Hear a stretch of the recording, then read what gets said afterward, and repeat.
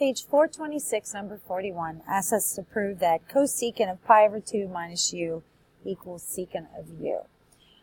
So the first thing we want to do is to rewrite cosecant of pi over 2 minus u in terms of sine.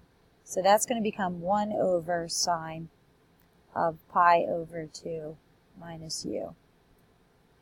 Now we're going to use our difference identity for sine to expand the denominator, and in simplifying it, the goal is to get secant of u.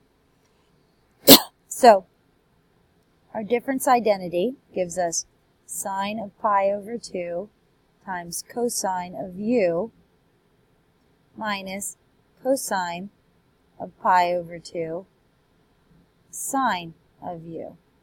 Now we can use what we know about the value of sine of pi over 2 and cosine of pi over 2. So the first term, sine of pi over 2 is 1, so we'll just be left with cosine of u.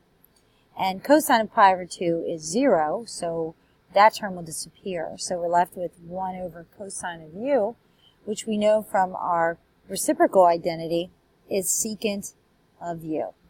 And that's all there is to it. We have shown that cosecant of pi over 2 minus u is secant of u.